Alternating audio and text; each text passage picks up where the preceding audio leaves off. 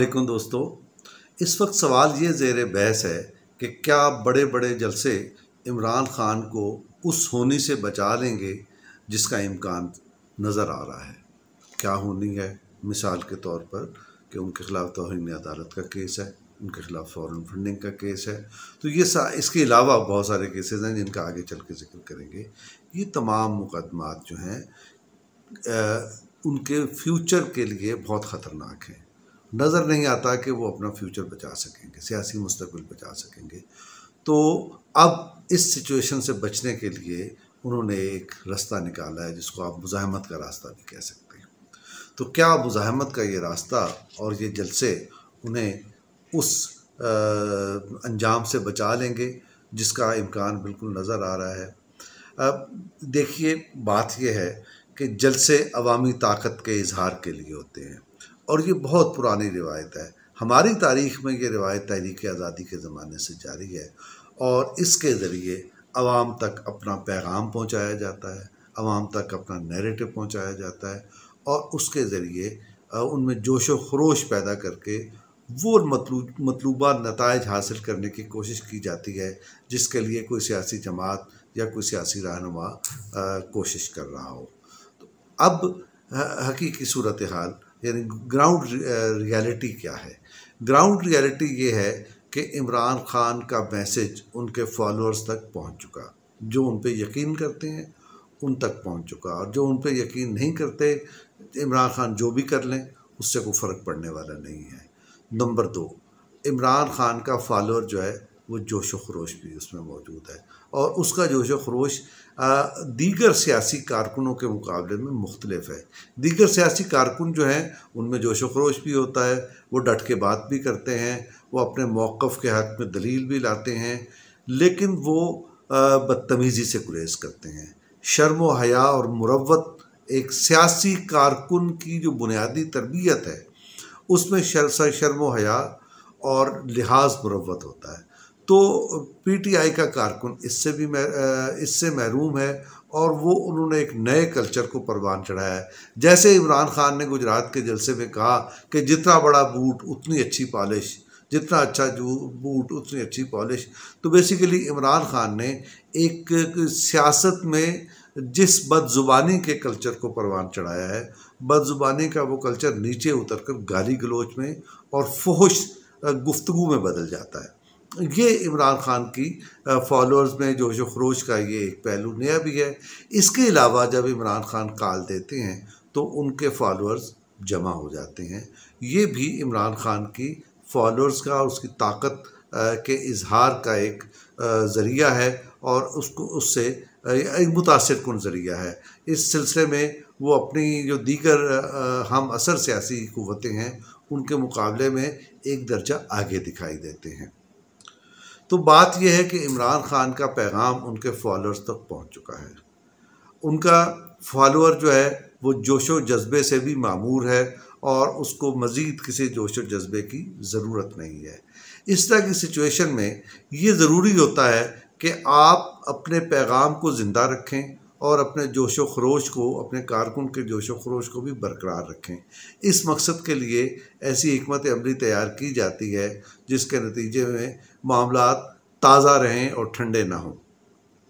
लेकिन इस दौरान में अगर कोई कौमी आफत आ जाए, कोई मसला पैदा हो जाए, कौम किसी आजमाइश से दो चार हो जाए, तो जो संजीदा और बालिग नज़र सियासी क़ुव्वतें होती हैं वो अपनी हिकमत अमली में तब्दीली लाती हैं। वो अपना मौक़िफ़ नहीं बदलती, वो अपने मौक़िफ़ पर कायम रहते हुए कम से कम नुक्ते पर इत्तेफ़ाक़ राय की तरफ आ जाती हैं। ऐसा पाकिस्तान में हमेशा होता रहा है। जैसे जमहूरियत पे इत्तेफ़ाक़ राय हुआ, मार्शल लॉ के ख़ात्मे पे इत्तेफ़ाक़ राय हुआ और इसीलिए शहबाज शरीफ ने मीसाक़ मईशत वग़ैरह की भी पेशकश की थी। तो ये ऐसा होता रहा है और आइंदा भी हुआ करेगा।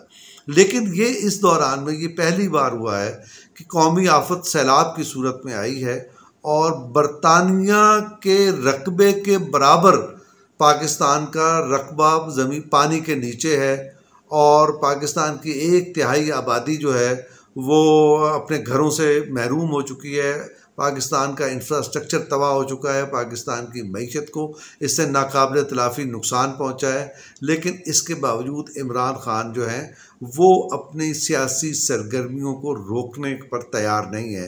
हालांकि हम आपको पहले भी बता चुके हैं कि आरिफ अलवी और महमूद और रशीद जैसे जो रहनुमा हैं, और वो तो सदर ममलिकत हैं आरिफ साहब, उन लोगों ने भी ये कहा है कि हमें तमाम काम छोड़कर यकजा हो जाना चाहिए सैलाब ज़दगान की मदद के लिए।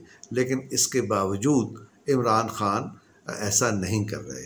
तो उसका सबब क्या है? सबब उसका ये है कि वो उस अंजाम से बचना चाहते हैं जो दीवार पे लिखा हुआ नज़र आ रहा है। वो अंजाम क्या है? वो अंजाम नाअहली है।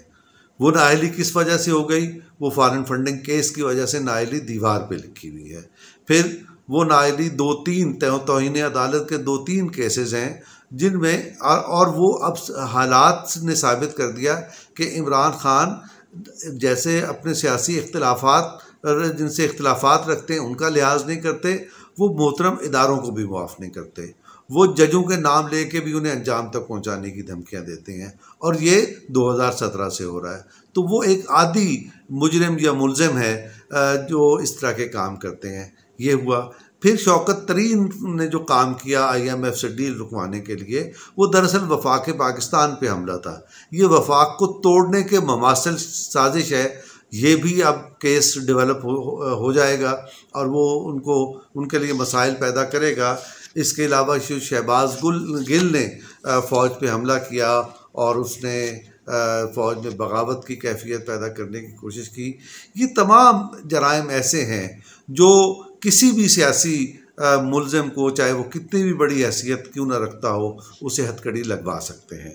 और लगता ये है कि वो अंजाम बदतरीज करीब आता चला जा रहा है, और इमरान खान को चूँकि ये अंजाम करीब नज़र आ रहा है, इसलिए वो पब्लिक प्रेशर बढ़ाकर इदारों को, ख़ास तौर पे अदलिया को ब्लैकमेल करके फ़ैसलों से रोकना चाहते हैं।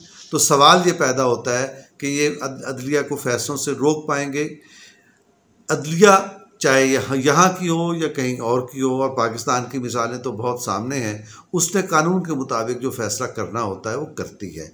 मिसाल के तौर पे हमारे यहाँ वज़ीर आज़म को फांसी दी गई, वज़ीर आज़म को ज़िंदगी भर के लिए नाअहल करार दिया गया, खड़े खड़े हुकूमत से निकाल दिया गया। तो ये कौन थे? अब ये एक दलील दी जा रही है कि ऐसा कैसे मुमकिन है कि एक पॉपुलर सियासी रहनुमा को आप यकायक नाअहल करार दे दें। ये दलील वज़न बज़ाहिर रखती है, लेकिन तारीख़ इसकी तायद नहीं करती। दरअसल ये जो दलील है बददियानती पर मबनी है। उस वक्त जब दीगर कायदीन के साथ, पॉपुलर कायदीन के साथ यही हो रहा था, तो ये दलील देने वाले उस वक्त खामोश थे, बल्कि तालियां बजाने वालों में शामिल थे। अब ये दलील लाते हैं, तो ये दलील वज़न नहीं रखती। कानून का फ़ैसला है, अदालत ने माहौल को देख के फ़ैसला नहीं करना, कानून के मुताबिक फ़ैसला करना है। लेकिन इसका मतलब ये हुआ कि ये जल्द से उस अंजाम से बचा नहीं सकते इमरान खान को जो दीवार पे नज़र आ रहा है लिखा हुआ। तो फिर होगा क्या? ये जल्द से दरअसल उन्हें लेवल प्लेइंग फील्ड की सहूलत दिलवा सकते हैं। इस वक्त सूरत हाल ये है कि हालात ऐसा पलटा खाने जा रहे हैं कि आइंदा चंद माह में नवाज़ शरीफ पाकिस्तान में होंगे, और नवाज़ शरीफ न सिर्फ पाकिस्तान में होंगे बल्कि वो इंतखाबी अमल का भी हिस्सा होंगे। मरीम नवाज़ भी इंतखाबी अमल का हिस्सा होंगी, और इसके अलावा हो सकता है कि बाकी वो कायदीन, वो रहनुमा जिनका रास्ता बंद किया गया हो, वो भी इंतखाबी अमल का हिस्सा बन जाए। तो ये बन जाएंगे, और इमरान खान के ख़िलाफ़ अगर फ़ैसला आ जाता है तो इंतखाबी अमल से वो बाहर हो जाएंगे। तो ये जो अवामी प्रेशर है, ये दरअसल उनके लिए लेवल प्लेइंग फील्ड की राह हमवार कर रहा है। और इस वक्त लगता ये है कि लेवल प्लेइंग फील्ड की ज़रूरत इमरान खान को नवाज़ शरीफ से भी कहीं ज़्यादा बढ़ चुकी है उनके लिए भी। तो आज के लिए सिर्फ इतना ही, इस दरख्वास्त के साथ कि अपने सैलाब ज़दगान को मत भूलिएगा, उनके दुखों को याद रखें और उनकी मदद के लिए बढ़ चढ़ कर अतियात दें, और जो सहूलत आप बहम पहुँचा सकते हैं पहुँचाएँ, इस दरख्वास्त के साथ कि दुरुस्त ख़बरें, दुरुस्त तज्ज़िया और किसी लगी लपटी के बगैर पस मंज़र जानने के लिए आवाज़ा बाई फ़ारूक आदिल को सब्सक्राइब कीजिए, लाइक कीजिए और फॉरवर्ड कीजिए। बहुत शुक्रिया। खुदा हाफ़िज़।